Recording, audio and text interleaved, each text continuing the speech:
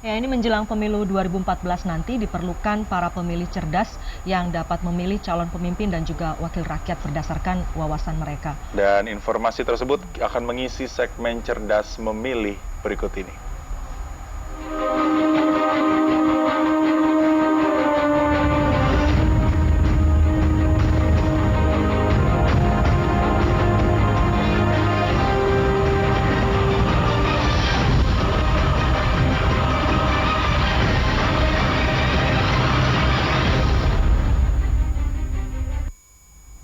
Politik Riau, Syafhendri menilai putusan Mahkamah Konstitusi yang menggelar pelaksanaan Pileg dan Pilpres secara bersamaan pada 2019 mendatang sangat tepat. Yes, pemilu secara serentak dapat menciptakan iklim politik kondusif dan menghemat anggaran.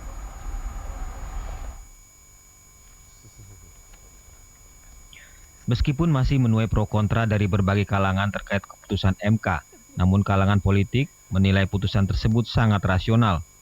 Mengingat saat ini pelaksanaan pesta demokrasi di tanah air banyak diwarnai dengan kecurangan yang berujung pada kekisruhan.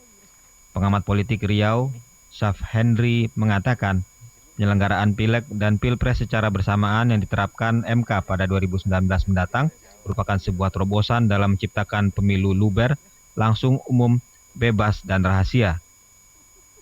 Syafhendri menambahkan pelaksanaan Pileg dan Pilpres secara serentak dari segi biaya juga dinilai sangat efisien. Jika itu diberlakukan tahun 2014 ini, sangat tidak memungkinkan dengan rentang waktu yang hanya tinggal beberapa bulan lagi. Karena itu memerlukan kebijakan baru dari pemerintah, peraturan pemerintah berkenaan dengan putusan itu. Kemudian juga berkaitan dengan kebijakan-kebijakan yang diambil oleh KPU sendiri. Oleh karena itu, bijak saya kira putusan itu untuk diberlakukan di tahun 2019. Keputusan Pileg dan Pilpres secara bersamaan diharapkan dapat menciptakan pemilu yang berkualitas, jujur, dan adil, tanpa adanya kecurangan yang mewarnai pemilihan sosok pemimpin tanah air. Demi mendulang suara di pemilu April 2014 mendatang, berbagai upaya, baik strategi dan juga komunikasi politik yang gencar dilakukan para calon legislatif. Dan untuk membahasnya secara lengkap, dalam dialog cerdas memilih kali ini, Imam Priyono siap berdialog dengan tamu kita pagi ini, yaitu Dr. Heri Budianto, Direktur Polkom Institute. Imam, silakan. Iya, Theo Herdina, terima kasih. Dan saudara, seperti yang disampaikan tadi, pada pagi hari ini kita akan berdiskusi mengenai komunikasi politik. Kita ketahui bersama memang karakteristik masyarakat Indonesia atau pemilih begitu beragam, tetapi yang berbeda di tahun 2014 ada sekitar 35 juta pemilih pemula yang jangan-jangan membutuhkan pendekatan berbeda untuk meraih suaranya. Kita akan berdiskusi dengan pimpinan dari Political Communication Institute, Bapak Dr. Heri Budianto. Pak Heri, selamat pagi. Selamat pagi. Ya. Sebelum kita diskusi, kita punya sebuah tayangan untuk Anda yang mewarnai diskusi kita pagi hari ini.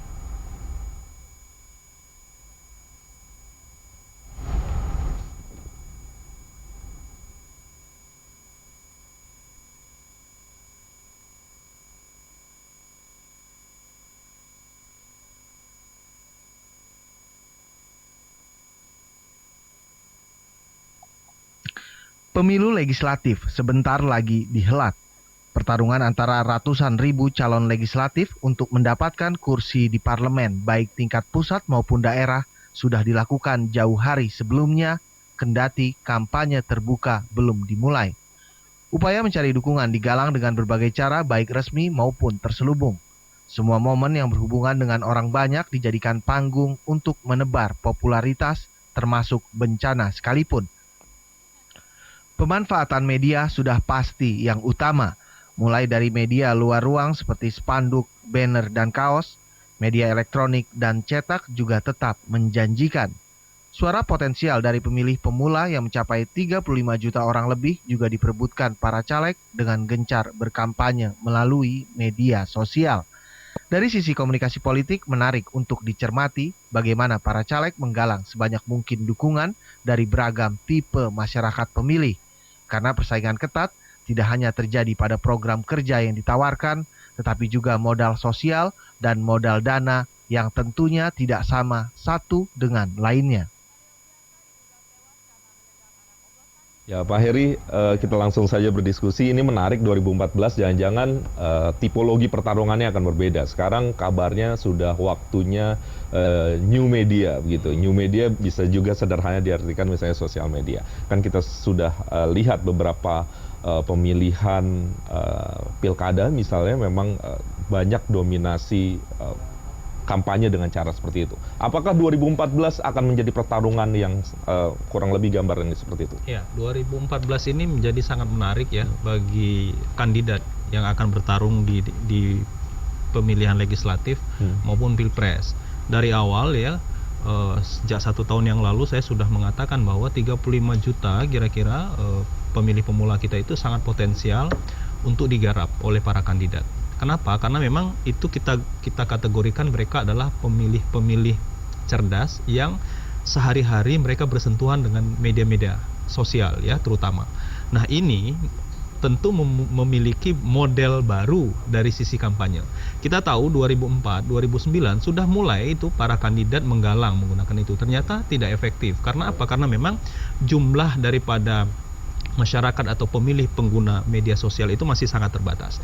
Nah, di 2014 ini ada sangat potensial, dan karena memang kita lihat populasi dari 35 juta itu kan pemilih pemula, belum lagi masyarakat-masyarakat yang memiliki tingkat melek media, kemudian tingkat yang kita sering sebut mereka adalah pemilih-pemilih cerdas yang memang mereka terpaan dengan media dalam kehidupan sehari-hari itu memang sangat tinggi gitu. Oke.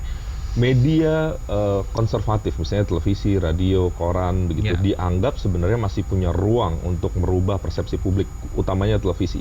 Pertanyaannya, apakah new media ini, sosial media ini mempunyai kekuatan untuk, ya mungkin belum melampaui, tapi mengimbangi televisi misalnya untuk mencari informasi yang relatif lebih jernih? Untuk karakteristik masyarakat kita ya, dengan pola pemilih yang beragam ya, ada pemilih tradisional yang sangat lekat dengan ideologi dan lain sebagainya, lalu kemudian pemilih-pemilih rasional yang memang sehari-hari mereka lebih banyak mengkonsumsi media. Ini akan sangat berbeda ya Mas.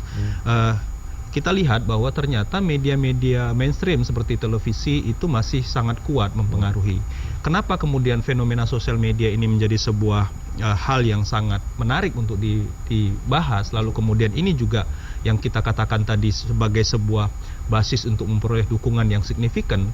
Kita tahu bahwa Presiden Amerika terpilih ya Obama itu kan ketika itu menggunakan sosial media sebagai kekuatan yang sangat dominan ketika menjual dirinya sebagai seorang senator untuk mencalonkan diri ya di beberapa negara bagian di Amerika. Nah, kita kan selalu berkiblat pada itu. Lalu kemudian fenomena itu muncul di Indonesia. Nah, kenapa tadi saya katakan 2009 belum efektif? Karena memang jumlah kita tidak signifikan di situ. Nah, di sini saya ingin mengatakan bahwa media televisi masih sangat dominan untuk mempengaruhi. Saya pernah melakukan sebuah riset ya, ketika itu memang sudah lumayan lama, tahun 2010 ya, ketika itu ada sebuah perubahan perilaku pemilih itu di kantong-kantong pemilih tradisional. Jadi mereka di pemilih-pemilih tradisional itu mempunyai ikatan emosional yang sangat kuat. Ketika itu saya melakukan riset di daerah Jawa Timur yang kita kenal mereka adalah basis Nahdien. Kita tahu bahwa patronase figur misalnya kiai itu sangat kuat di daerah sana. Nah, tapi ternyata media mampu mempengaruhi. Jadi media televisi mampu mempengaruhi, paling tidak pemahaman mereka, pengetahuan mereka terhadap kandidat tertentu itu mampu menembus ingatan mereka. Misalnya kita tahu salah satu kandidat capres ya yang bertarung dengan iklan yang sangat dominan di media televisi, nah itu yang kemudian diingat oleh mereka. Jadi ternyata memang media televisi itu masih sangat efektif. Dan saya melihat juga dari sekian banyak media ya, katakan misalnya cetak, elektronik ada 2, radio dan televisi, termasuk juga media online. Karena media online ini nanti ternyata mempunyai kelemahan-kelemahan juga di sisi yang lain. Ternyata televisi masih sangat dominan untuk meraih simpati publik. Oke. Kabarnya pada detik-detik terakhir biasanya masa mengambang itu membutuhkan konfirmasi. Floating mass itu kadang-kadang kan menentukan siapa pemenang begitu. Nah, kabarnya juga new media ini atau sosial media kerap kali menjadi tambatan terakhir kadang-kadang. Karena misalnya terlihat di media mainstream, televisi misalnya sudah ada kecondongan, tetapi biasanya mereka juga mencari konfirmasi terakhir sebelum melakukan pencoblosan, yaitu di new media. seperti itu nggak Pak? Iya, karena new media ini kan tipikalnya kan berbeda ya. Dia ini selalu mengalami sebuah pergerakan dan cepat sekali. Ini tipikal dari pemberitaan informasi dari media sosial. Nah, yang lebih fenomenal lagi, semua orang yang saat ini ya, kondisi saat ini kan mereka memegang smartphone. Dan itu masuk semua jaringan sosial media. Nah, jadi apa yang dipertanyakan oleh Mas Imam itu sangat mungkin sekali, karena pergerakan orang itu seiring dengan pergerakan informasi-informasi dari sosial media itu sendiri. Sehingga apa? Orang kan tidak perlu, misalnya media-media mainstream yang saya sebutkan tadi kan, orang memerlukan waktu khusus. Kalau menonton televisi harus duduk, ya medianya ada di situ. Nah, kalau media sosial kan tidak. Kemana orang itu bergerak, sepanjang jaringan internet itu ada, maka dia akan bisa mengakses. Maka menurut saya memang yang dipertanyakan oleh Mas Imam, pergerakan politik itu begitu cepat dengan sosial media, lalu kemudian orang terdedah, lalu kemudian orang diterpa, dengan itu sangat mungkin terjadi karena tipikal medianya seperti itu. Oke, Pak Heri, yang menarik ternyata kalau dilihat perkembangannya di beberapa pilkada di kota-kota besar khususnya, tim-tim sukses sudah melakukan antisipasi terhadap hal tersebut.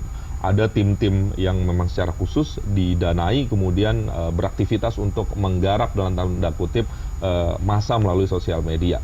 Akhirnya berarti masyarakat harus lebih cerdas, harus lebih cerdik untuk menyiasati informasi yang dibagi di sosial media tersebut. Bisa ada tips mungkin tertentu untuk publik kita yang mungkin menonton dan kemudian biasa menggunakan sosial media untuk mengkonfirmasi calon? Iya, saya katakan begini, sosial media ini kan sesuatu hal yang baru dinantikan, lalu kemudian juga ini bisa menjadi sebuah hal yang mendorong ya, artinya lompatan di 2014 itu sangat efektif. Tapi begini, penggunaan media ini itu memerlukan kecerdasan bagi kita semua. Inilah yang membedakan antara media-media mainstream dengan sosial media. Sosial media itu dia harus diakses, artinya media akses. Tanpa diakses kita tidak akan bisa masuk bagian daripada cyber community itu. Nah, artinya begini, satu orang itu bisa saja menggunakan banyak akses, ya, yang kita sebut login, ya, dia login masuk ke situ. Misalnya Mas Imam bisa saja menggunakan nama-nama lain. Nah, artinya apa? Misal, ini saya justru ingin mengingatkan kita semua, masyarakat kita, bahwa ketika seorang kandidat misalnya followernya mencapai katakan ratusan juta misalnya, itu bukan bentuk real. Kita perlu pertanyakan, karena apa? Bisa saja satu orang mempunyai 100 akun untuk mengikuti seorang kandidat tertentu. Nah, itulah yang membedakan antara, saya sering menyebut istilah ya, kalau kita menggunakan istilah dalam perspektif teori, the real community, masyarakat nyata, dengan cyber community. Masyarakat cyber community ini mereka mempunyai keunikan yang berbeda, dan itu tidak semua the real community itu merupakan bagian dari masyarakat cyber community. Karena kenapa? Itu tadi bisa jadi misalnya seperti contoh begini ya, sekarang kita tidak sebut nama lah, misalnya ada kandidat yang betul-betul dipuja oleh banyak orang, lalu kemudian setiap kritik yang ditujukan kepada kandidat tersebut itu kan pasti akan ditimbali oleh beberapa orang gitu. Nah, ini kan tentu agak meragukan apakah betul itu didukung atau dibuat oleh banyak orang. Jangan-jangan hanya satu nama lalu kemudian banyak akun. Nah, inilah kelemahan menurut saya dari sosial media yang merupakan bagian daripada cyber community. Ya, sekarang yang menarik juga pola atau cara berkampanye di dalam sosial media. Kerap kali sosial media, misalnya salah satu engine-nya misalnya Twitter, tentu sangat berbeda kulturnya dengan Facebook misalnya, atau dengan yang lain, Pet misalnya, atau Instagram. Di Twitter misalnya, kerap kali kita melihat saling bersautan, saling menghujat dalam tanda kutip dan yang lain-lain. Seberapa jauh sebenarnya ini akan berpengaruh positif atau negatif terhadap demokrasi kita? Tentu kita tidak menginginkan voice sebesar-besarnya kemudian kita tidak mencerdaskan publik atau demokrasi kita itu sendiri. Iya, jelas ya, karena begini, tadi yang saya katakan misalnya satu kandidat didukung oleh sekian banyak follower misalnya. Ya, kalau di sosial media jelas itu belum tentu itu adalah dukungan murni. Nah, bentuk-bentuk seperti ini menurut saya tidak sehat ya. Ya ini kan bentuk tipu-tipu dalam politik ya. Tipu-tipu dalam politik itu kan tidak mencerdaskan, tidak juga itu merupakan bagian daripada pendidikan politik. Dalam sebuah proses demokrasi, di dalamnya ada pemilihan di mana kandidat-kandidat bertarung di dalam pemilihan legislatif maupun dalam pilpres atau pemilihan-pemilihan kepala daerah, kita kan tentu ingin juga proses itu dibarengi dengan pendidikan politik agar masyarakat betul-betul memahami. Kalau semua misalnya kita pakai dengan model-model pola-pola yang tadi yang politik tipu-tipu, tentu kan tidak mencerdaskan. Kalau seperti itu tentu menurut saya kita semua menjadi semu dan bagian daripada proses demokrasi ini menjadi terganggu. Semoga ini bisa didengarkan oleh para kandidat begitu baik di legislatif atau nanti eksekutif.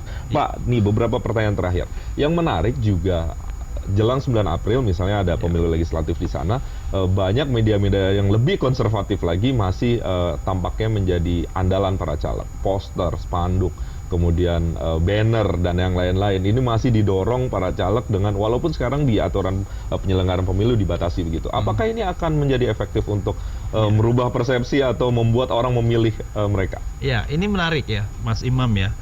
Studi saya bulan lalu ya, survei kita bulan lalu kita melakukan evaluasi terhadap media campaign yang ada ya. Ternyata media-media luar ruang itu, baleho, poster dan lain sebagainya itu tidak efektif. Jadi banyak calon menghamburkan uangnya, memasang di semua tempat lalu itu mengganggu keindahan kota. Ternyata tidak efektif. Apa ya? Salah satu temuan survei kita menyebutkan bahwa pemilih atau masyarakat itu melihat gambar, tahu wajah tapi tidak tahu nama. Nah ini membuktikan bahwa ternyata habis uang banyak lalu kemudian mengganggu keindahan kota tidak efektif. Dan ini menurut saya evaluasi lah bagi semua kandidat. Karena kalau ini terus dilakukan, uang akan habis lalu kemudian tidak berimpact apa-apa. Bahkan popularitas pun tidak terdongkrak. Tidak terdongkrak. Jadi tidak usah jauh-jauh elektabilitas, popularitas persis, pun tidak. Bentuk-bentuk kampanye itu kan banyak, bukan hanya melalui itu. Nah inilah kita kadang-kadang euforia kita mengikuti orang pasang, kita pasang tidak mau kalah saing. Padahal masyarakat jelas-jelas tidak mengenal nama, ingat wajahnya.